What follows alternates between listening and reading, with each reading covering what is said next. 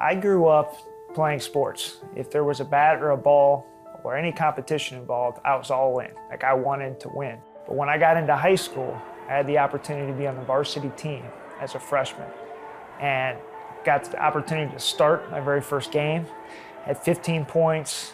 So I can almost pinpoint back to that being kind of the time that I identified myself most with. Hey, I'm an athlete. I'm a basketball player first. As a high school basketball star, Brian Ziegler had his share of admirers.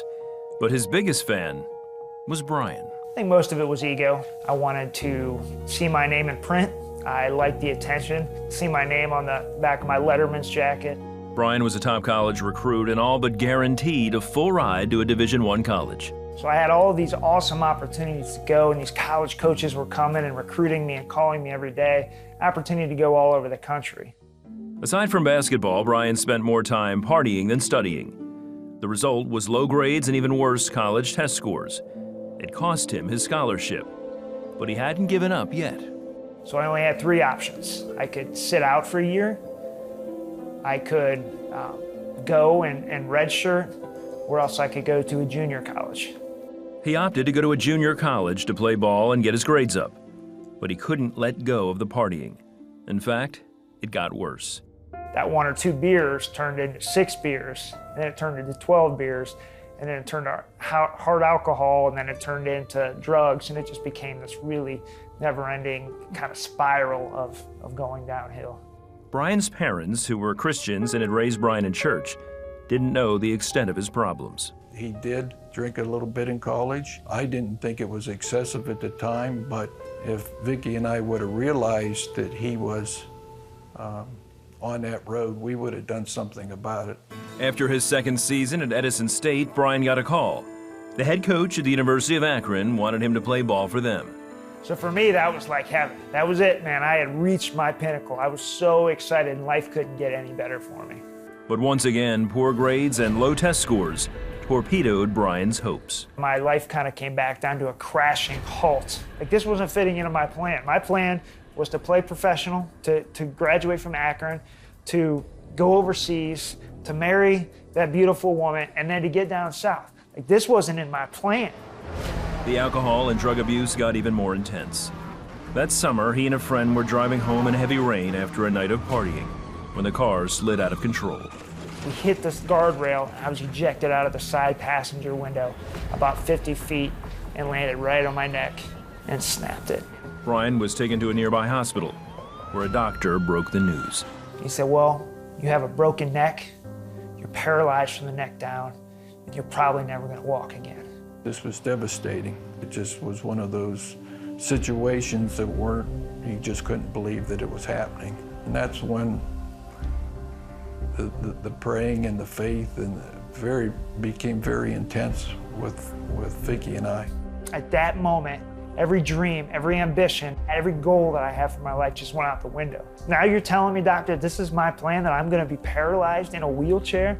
From his hospital bed, Brian called out to God. I said, God, I need you, and if you can help me out, I just need a small miracle. I never asked to walk.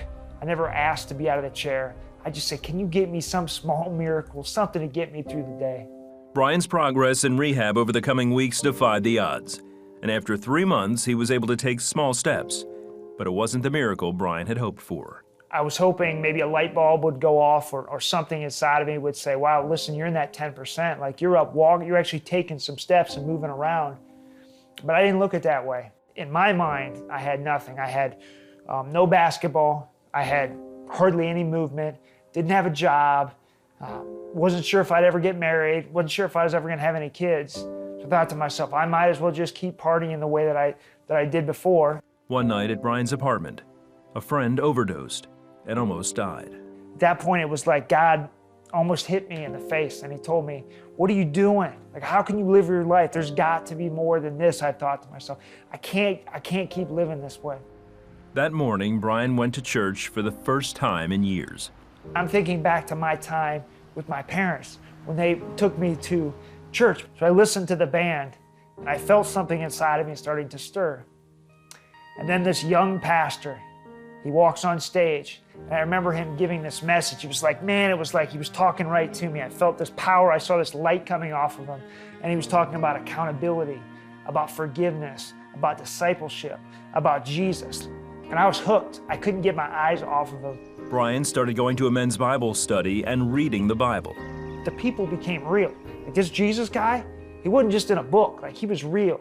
And all the places became real as well. And the words, I can't explain, the words were like jumping off of the Bible.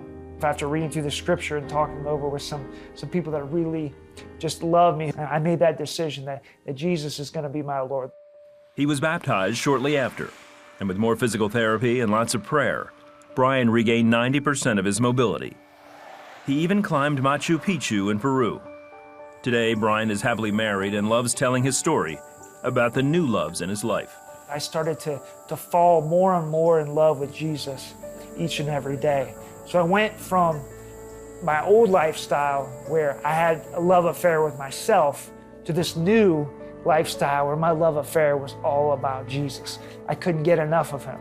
I continued to want to soak up his word, be around people who loved him, be around people who cared about me and had my best interests at heart.